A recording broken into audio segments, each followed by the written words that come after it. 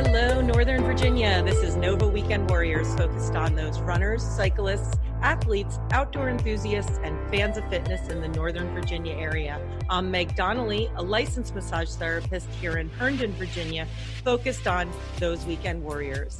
As with every episode of Nova Weekend Warriors, this podcast is for entertainment purposes only and should not be taken as advice, medical or otherwise. The views of the guests in our episodes are solely their own and not necessarily the views of the Nova Weekend Warriors podcast or of Meg Donnelly in her capacity as a licensed massage therapist. Today, I am very excited because I am here with business owner and triathlete Anna Gibson. Anna is amazing. She runs AKG Design Studios, and she also completed the Ironman Augusta 70.3. Anna, welcome. Thank you. Thank you for having me this morning.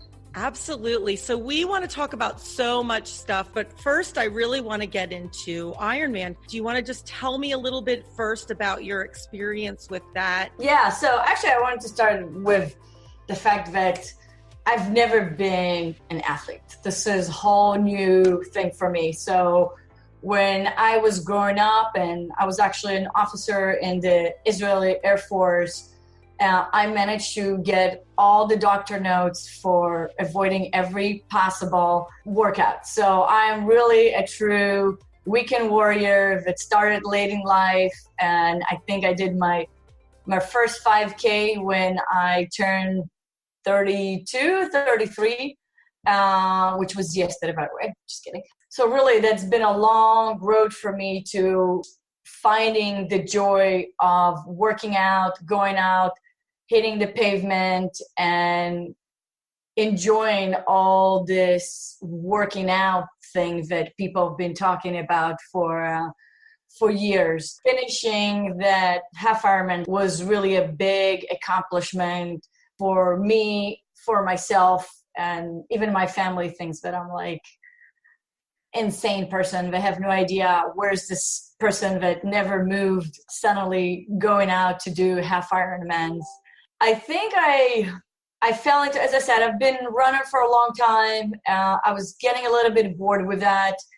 And about 2 years ago, we went to a party, and about 95% of the people in the room were triathletes. And about 90% of them were multiple Ironman titles, including people that took part in the world championships as well. So, you know, after a couple of drinks, I definitely had that, the mofo, right. You know, the motivation that are like, I'm missing out on something here. Like there is something else out there. So I decided to sign up for the Reston Sprint, because I was told, oh, it's a great starter one. And honestly, I have to say, I did not train at all for that one.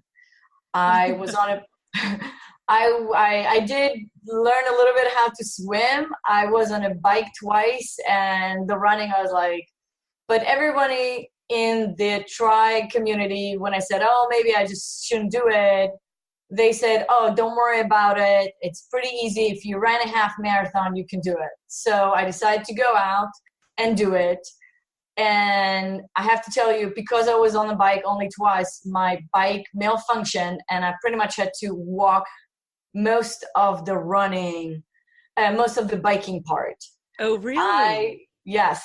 Which, if you know Reston, going up Baron Cameron 3 times with your bike in June in the heat was not the most pleasant thing. Yeah. Well, especially if it's malfunctioning. Yes. Yeah. Because anytime I was trying to, you know, my gears just was not working up the hill. Like as long as downhill, I was cruising. So I had the pleasure of arriving dead last. Absolutely dead last. So I originally thought that I did not finish, but they were super nice. They were waiting for me at the finish line. So of course that ignited the competitor in me that there's no way that I'm going to be the dead last again, ever, in any race. You know, it happens. But so after that, I signed up and did a couple more sprint tries last year, local ones that I really, really enjoyed. And the more I did it, I enjoyed more and more of that. And because me and my training partner, Mark, decided that our goal is to do a full Ironman, we decided that this year we're going to start preparing and do the half Ironman. Mm-hmm. So we were looking around to see what is the possibility. We were willing to travel. We have a lot of friends from this area that involved heavily with the Augusta community. And they highly recommend us doing the Augusta half Ironman. So that's how it came to be that we signed up for the Augusta half Ironman. Nice.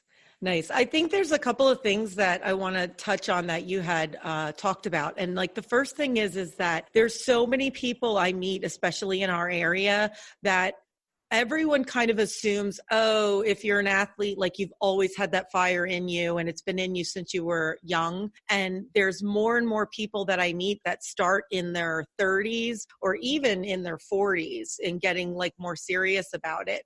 I know I've come to more of a realization that it's maybe who you become as an athlete, but it's not who you are innately from the time you're born for most people. And I think it's really important for when people are starting out, because when you're starting out, I think you kind of put yourself in a different bubble than other athletes, right? Or other weekend warriors. Right, because you think that I don't look like one, I don't feel like one, I don't have the body that is like, I have a friend that her husband, without no training at all, once a year would go out and do the Reston Olympic.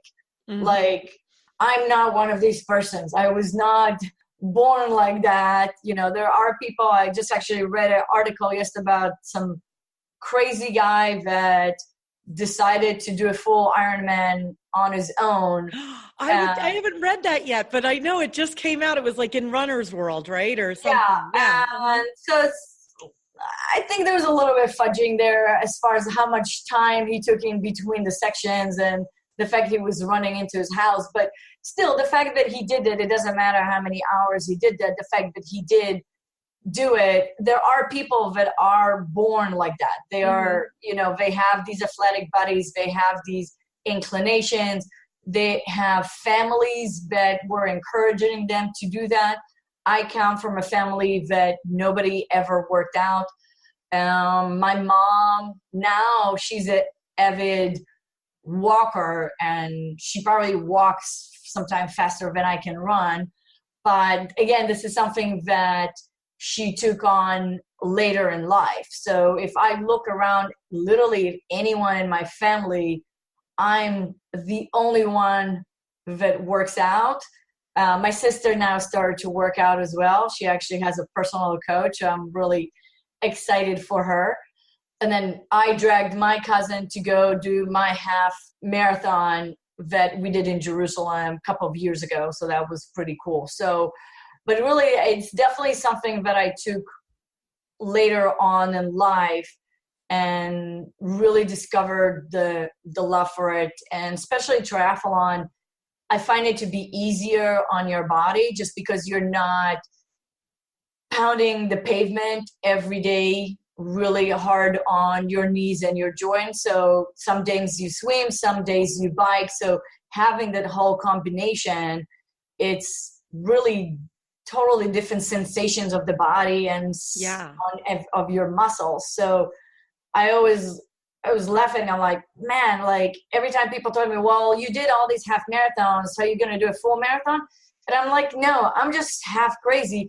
But then, we're talking about 5 hours and effort. But at the same time, I jumped into the half Ironman, which is 7 hours of effort, not even thinking twice about it. And now I'm thinking about on the next step of doing a full Ironman, not thinking twice about it, but I'm still dreading to do a full marathon. So, but I love what you said too with triathlon. You are training different areas of the body every day, right? And right. if you're doing it right, if you're really putting the time and investment into focusing on all three, the cycling, the running, and the swimming. And that's like what our bodies are meant to do, move in multiple different ways. It's the repetition of the same thing every day is where you get yourself into trouble. So you want to move in different ways. And I think Tri is a great way to do that. So you had also talked about, I think that we find a lot of our successes in the failures along the way. And so I loved what you just talked about coming in last in your first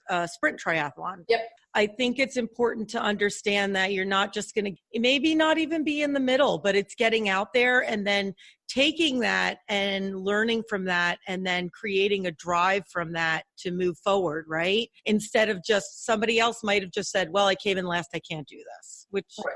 And I think this is true for anything in life. It's whether it's working out, whether it's, helping your kids with their homework or school or getting them prepared for life or being a business owner. We really need to embrace our failure, learn from that, and move on. So we look at that and say, okay, what went wrong?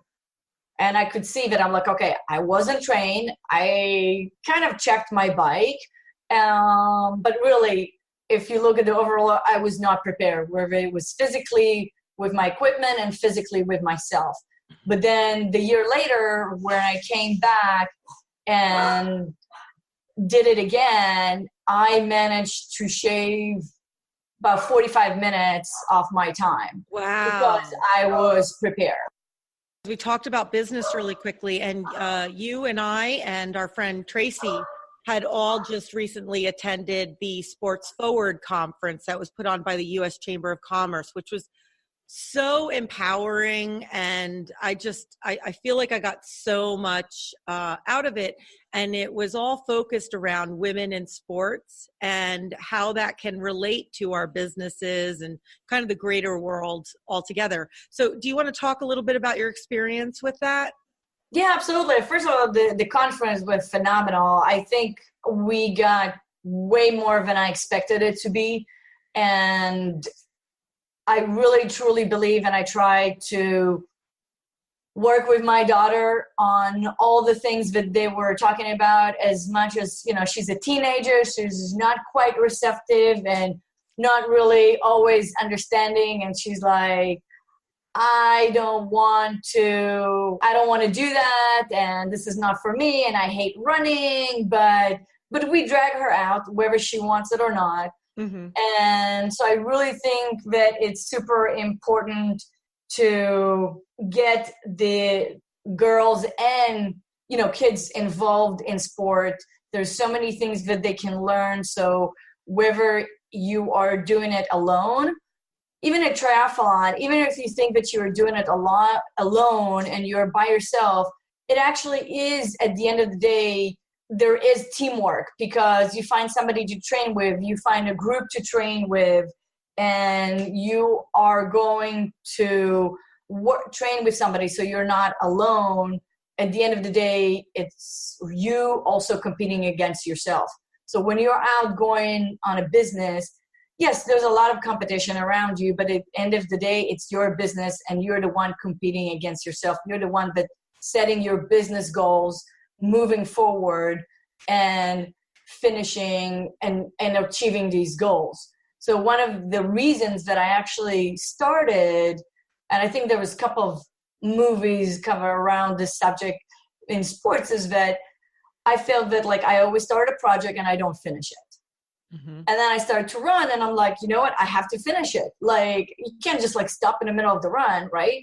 So same thing is when you're running your business. So you have to commit to a project, you have to commit to a customer, you have to commit to your goals and finish them up.